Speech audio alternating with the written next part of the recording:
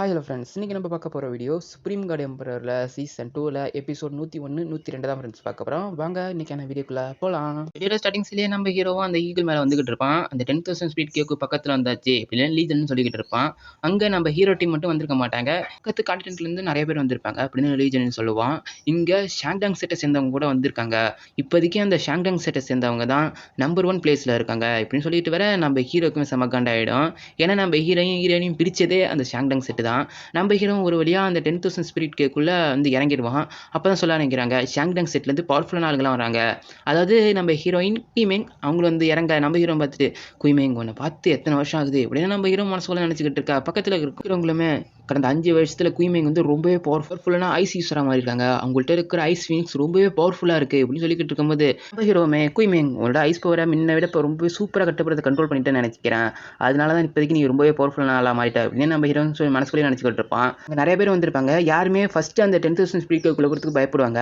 அங்கே இருக்கிற எல்லாருமே நீங்கள் ஃபஸ்ட்டு போங்க இப்படி சொல்லிக்கிட்டு இருக்கும்போது அங்கே இருக்கிற எல்லாருமே நம்ம எல்லாருமே சேர்ந்து செயல்பட்டால் தான் இப்போதைக்கு நம்மளால் வின் பண்ண முடியும். இந்த 10,000 ஸ்பீட் கேக்குள்ளே ஏகப்பட்ட ட்ரெஷர்ஸ் இருக்குது, அது எல்லாத்தையும் நம்ம ஒன்று சேர்ந்து எடுக்கணும்னு சொல்லிட்டு ஃபஸ்ட்டு ஒரு பொண்ணு தான் அந்த இதுக்குள்ளே குதிப்பா. அதை பார்க்குற நம்ம ஜின்னரோ நானும் உங்களோட வரேன் அப்படின்னு நம்ம ஹீரோ கிட்ட இவ்வளோ பர்மிஷன் கேட்டுக்கிட்டு நம்ம ஹீரோ சொல்ல ஆரம்பிப்பான். ஜின்னர் உன்னோட பவர் ரொம்பவே குறைச்சலாக இருக்குது, உள்ளே இருக்கிற பீஸ்ட் ரொம்பவே பவர்ஃபுல்லாக இருக்கும், அதெல்லாம் ஒன்றும் எனக்கு கவலை, நான் நிச்சயமாக உள்ளே வரும்னு சொல்ல நம்ம ஹீரோ சரி வா அப்படின்னு சொல்லிட்டு எல்லாரையும் அழைச்சிட்டு போயிட்டு இருக்க.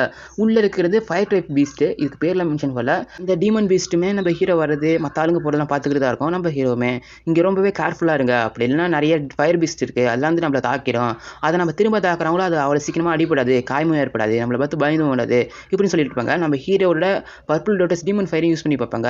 அடுத்த செகண்ட் அது ஹீல் ஆகிட்டு வந்துடும். ஹீல்ஸ் இனிமேல் நிறைய பீஸ்ட் அட்டாக் பண்ணியிருப்பான். அந்த பீஸ்ட்டுக்குமே சீக்கிரமாக ஹீல் ஆயிருக்கும். நம்ம ஹீரோ சொல்ல ஆரம்பிப்பான், இங்கே இருக்கிற பீஸ்ட் எதுக்கும் நம்ம அட்டாக் பண்ணி ஜெயிக்க முடியாது, நம்ம இங்கேருந்து தப்பிச்சு ஓடணும் அப்படின்னு சொல்லிட்டு நம்ம ஹீரோ ஒரு பெரிய அட்டாக் யூஸ் பண்ணுவான். அந்த அட்டாக்ல கொஞ்சம் எல்லா பீஸ்ட்டுமே தள்ளி போயிருக்கும். நம்ம ஹீரோ சொல்ல ஆரம்பிப்பான், இந்த எல்லாரும் அந்த டெம்பிளை நோக்கி ஓட ஆரம்பிங்க, அப்போனா தான் நம்மளால் தப்பிக்க முடியும் அப்படின்னு சொல்லிட்டு நம்ம ஹீரோட டீம்ஸ்லாம் எல்லாம் ஓட ஆரம்பிக்கிறாங்க. அங்கே ஓடிட்டு இருக்கும்போது இதுக்கு ஒரு பெரிய டெம்பிள் இருக்கும். அதை பார்த்துட்டு இந்த பீஸ்ட்லாம் திரும்ப போயிடும்.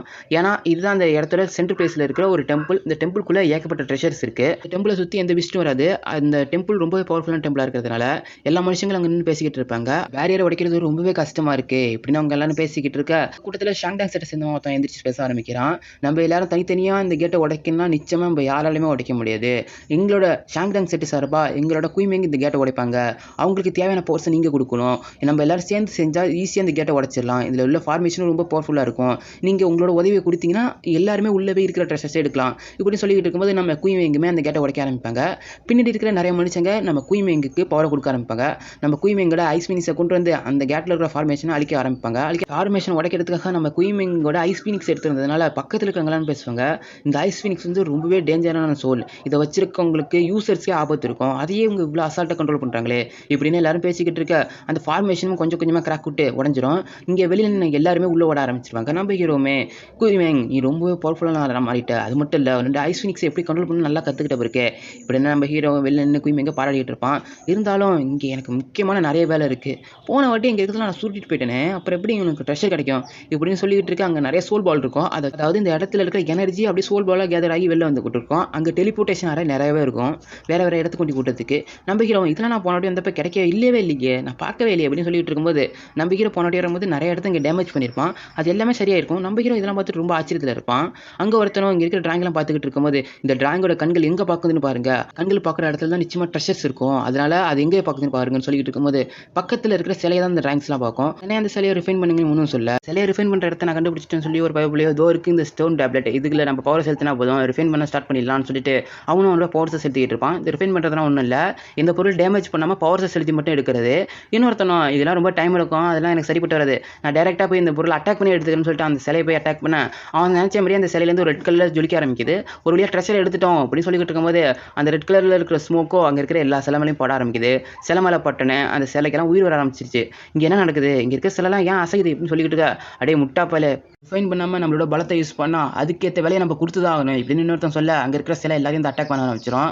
அந்த சிலையோட பவர் ரொம்பவே அதிகமாக இருக்கும். இந்த டோங்ஷன் ரீமோட 5th ஸ்டேஜில் இருக்க மாரி இருக்குன்னு இன்னொருத்தன் சொல்லுவான். அங்கே இருக்கிற எல்லாருமே அந்த சிலை அசால்ட்டாக போட்டு போட்டு எடுத்துகிட்டு இருக்கோம். அப்போ நம்ம ஹீரோயின் குய்மேங்குமே ஒரு டிராயிங் பார்த்துக்கிட்டு இருப்பாங்க. அந்த டிராயிங்கையும் ரொம்ப அதிர்ச்சியாக பார்த்துக்கிட்டு இருக்க பின்னாடி ஒரு சிலைக்கு உயிர் வந்துடும். அது நம்ம ஹீரோயினை பார்த்து அட்டாக் பண்ணுறது பின்னாடி வந்துகிட்டு இருக்க. பின்னாடி ஒருத்தனும் மிஸ் பின்னாடி பாருங்க உங்களை அட்டாக் பண்ணுறது எதை வந்துகிட்டு இருக்குன்னு சொல்லும் போது அப்படியே பின்னாடி பார்த்தோன்னா இந்த சிலையும் உங்களை அட்டாக் பண்ண வந்துகிட்டு இருக்க. இவங்களும் அதுலேருந்து டிஃபெண்ட் பண்ணி தப்பிச்சுட்டு பேக்லேயே ஒரு உதவி விடுவாங்க. ஆனால் அவங்களோட பெரிய பெரிய அட்டாக்ஸ் இந்த சிலை மேலே யூஸ் பண்ணி பார்ப்பாங்க. சிலை மேலே யூஸ் பண்ணணும்னா அந்த சிலைக்கு எதுவுமே டேமேஜே ஆகாது. இதை பார்த்துட்டு அவங்களும் அதிர்ச்சியில் நம்ம இந்த சிலைகிட்ட சண்டை போட்டோம்னா எனக்கு சரிப்பட்டு வராது, நம்ம இந்த இடத்துல வேறு இடத்துக்கு தப்பிச்சு போயிடும் அப்படின்னு சொல்லிட்டு அங்கே இருக்கிற டெலிபோர்டேஷன் ஆரம் மூலியமா வேற ஒரு இடத்துக்கு தப்பிச்சு போக ஆரம்பிக்கிறாங்க. காட்சியிலே உடச்ச இடத்துக்கு பக்கத்தில் இருக்கிற சின்ன சின்ன சிலைங்களுக்குலாம் உயிர் வந்திருக்கும். அந்த சிலைங்க எல்லாரும் அட்டாக் பண்ணிக்கிட்டு இருக்க நம்ம ஹீரோ மட்டும் ஒரு சிலை கூட அட்டாக் பண்ண வராது. நம்ம ஹீரோ கையில் இருக்கிற ஏதோ ரெட் கலரில் இருக்கிற ஜெம்மோ ஜொலிக்க ஆரம்பிக்கும். கிரீன் சிலை செட்டை சேர்ந்தவங்க எங்கே இருக்கான்னு கண்டுபிடிக்க வேண்டியதான் அப்படின்னு சொல்லிக்கிட்டு இருக்கும்போது அந்த கிரீன் சிலை செட்டோட யங் மாஸ்டர் வருவான். இவன் இந்த இடத்துல மோஜோ தீவை சேர்ந்தவங்க சொல்லுவாங்க. அந்த மோஜோ தீவு தான் இந்த கிரீன் சிலை பிளட் செட்டை சேர்ந்தவங்களுக்கு ஹைட் அவுட். அது மட்டும் இல்லை தலைமையகமும் அதுதான். இவங்க எல்லாருமே மோஜோ தீவை சேர்ந்தவங்க சொல்லிக்கிட்டு இருக்க. நம்ம இவங்களை இப்போதைக்கு கிரீன் சிலை பிளட் செட்டை மென்ஷன் பண்ணிக்குவோம். அந்த இடத்துல உள்ள அந்த யங் மாஸ்டர் அங்கே இருக்கிற ஒரு பொட்டியை பார்த்துட்டு அங்கே கிட்ட போயிட்டு இருக்கா. பொட்டியிலேருந்து பிளாக் கலர் ஸ்மோக் வரதை பார்த்துட்டு எல்லாரும் பின்னாடி போங்க, அது என்னமோ ஆபத்தை கொண்டு வர போகுது அப்படின்னு சொல்லிக்கிட்டு இருக்கும்போது அந்த பொட்டியிலேருந்து இந்த பிளாக் ஸ்மோக்கோ பக்கத்தில் உள்ள சிலைக்கெல்லாம் உயிர் கொடுக்க ஆரம்பிச்சிருது. திரும்பவும் உங்களை அட்டாக் பண்ண ஆரம்பிக்க இவனோட இன்ஸ்பியூஷன் பேனா, இதுக்கு இந்த வேற பேர் சொல்கிறாங்க, நான் இந்த இன்ஸ்பியூஷன் பேனான்னு சொல்லிக்கிறேன். ஏன்னா அந்த பேர் ரொம்ப வாயிலில் நுழைய மாட்டேங்குது, குளர் தபியே. சரி, அங்கே யங் மாஸ்டர் அந்த பேனா வச்சு அட்டாக் பண்ணியும் அந்த பொம்மைகளை நம்மளால தடுக்க முடியல அப்படின்னு சொல்லிக்கிட்டு இருக்கும்போது நீங்கள் எல்லாரும் இங்கேருந்து வெளில போகிற வழியை பாருங்க, வேறு ட்ரெஸ் எடுக்கணும் கேட்டப்படிங்க, நான் அந்த பொம்மைகளை சண்டை போகிறேன்னு சொல்லிட்டு இவனும் அட்டாக் பண்ணிக்கிட்டு இருக்கேன். வந்து டீமன் ஸ்டாச்சு பப்பட் சொல்லி மென்ஷன் பண்ணுறாங்க. இது நம்மள சிலனே வச்சுக்கும், அப்போ தான் நமக்கு புரியறதுக்கு ஈஸியாக இருக்கும். அந்த இடத்துல நம்ம ஹீரோவோட பர்பிள் லோட்டஸ் டீமன் ஃபயர் வேற, இதை பார்த்தோன்னே அவன் கண்டுபிடிச்சிடான். இது வந்து மூயின்ட்ட ஒண்டி தான் அந்த பர்பிள் லோட்டஸ் டீமன் ஃபயர் இருக்குது அப்படின்னா மூயின் இன்னும் உயிரோடு தான் இருக்கான் அப்படின்னு அவனை கண்டுபிடிச்சிட்டு திரும்ப அந்த பர்பிள் லோட்டஸ் டீமன் ஃபயர்லாம் இவன் அட்டாக் பண்ண ஆரம்பிக்கிறான். ஏன்னா அது ரொம்பவே பயங்கரமாக வெடிக்கும். மூயின் எதுக்குற மறைஞ்சிருந்து தாக்குற, டேரெக்டாக நேருக்கு நேரம் வந்து தாக்குறா அப்படின்னு சொல்லிட்டு இருக்கும்போது இவங்களோட ஆளுங்க எல்லாருமே ஒவ்வொருத்தங்களா செத்துக்கிட்டு இருப்பாங்க. அந்த சிலைங்க வந்து ஒவ்வொருத்தங்களா கொண்டுக்கிட்டு இருக்க. யங் மாஸ்டர் இப்போ என்ன செய்யுது இப்படின்னாலும் இந்த யங் மாஸ்டர் கேட்க, இந்த யங் மாஸ்டருமே இந்த மூயினை தான் ஃபர்ஸ்ட் சமாளிக்கணும், இந்த பர்பிள் லோட்டஸ் டீமன் ஃபயர் தான் ரொம்ப ஆபத்து இப்போதைக்கு, அது நம்மள டேரெக்டாக ஹிட் பண்ணால் நம்மளோட சாம்போ கூட மிஞ்சாது எப்படின்னு சொல்லிட்டு இருக்க. அந்த இடத்துக்கு ஏகப்பட்ட பர்பிள் லோட்டஸ் டீமன் ஃபயர் வரும். நெதர் கோஸ்ட் ஹெட்னு ஒரு அட்டாக்கை யூஸ் பண்ணுவான்.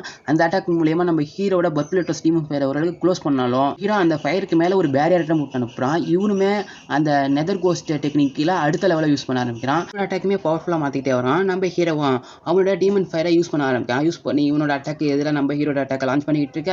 ரெண்டு அட்டாக்குமே மோதிக்கிட்டு இருக்கு. நம்ம ஹீரோட அட்டாக் ரொம்பவே பவர்ஃபுல்லாக இருக்கும். இவனோட அந்த நெதர் கோஸ்ட் அட்டாக்கோட செகண்ட் லெவலே நம்ம ஹீரோட purple lotus demon fire break பண்ணிடும். நம்ம ஹீரோவும் நெதர் கோஸ்ட் அந்த ஹெட் அட்டாக் வந்து கொஞ்சம் பவர்ஃபுல்லாக தான் இருக்குது இப்படின்னு நம்ம ஹீரோ நினச்சிக்கிட்டு இருக்க. பின்னாடி அந்த கருப்பு கலர் ஸ்மோக்லேருந்து வந்த ஒரு பப்பட்டோ ரொம்பவே ஆக்ரோஷம் நடந்துகிட்டு இருக்கும். அது இருக்கிற 10 பப்பட்டையும் அட்டாக் பண்ணும். அதேமாதிரி இந்த கிரீன் சிலை பிளட் செட்டை சேர்ந்தவனையும் அட்டாக் பண்ணிக்கிட்டு இருக்கும். அந்த கருப்பு கலர் சிலையை ஒரு வழியாக அட்டாக் பண்ணிடுவான். அவனுக்கு பயங்கரமான டேமேஜ் ஏற்பட்டிருக்கும். ஆனால் ஒரு பில் எடுத்துட்டு மெடிடேஷன் பண்ண போகிறேன், நீங்கள் 2 பேரும் பாடி கார்ட் பண்ணுங்கடா அப்படின்னு சொல்லிட்டு அவனோட செட்டை சேர்ந்து 2 பேர்ட்ட சொல்லிட்டு இவனுமே அந்த பில்லை எடுத்துக்கிட்டு மெடிடேஷன் பண்ண நினைப்பான். அந்த நேரத்தில் அந்த கதவு இடுக்குலேருந்து ஒரு பெரிய அட்டாக் வர இவனு அதை கண்டுபிடிச்சி தள்ளி போகிறதுக்குள்ள அந்த அட்டாக் வந்து மோதிடுது. இதோட இந்த எபிசோட முடியுது.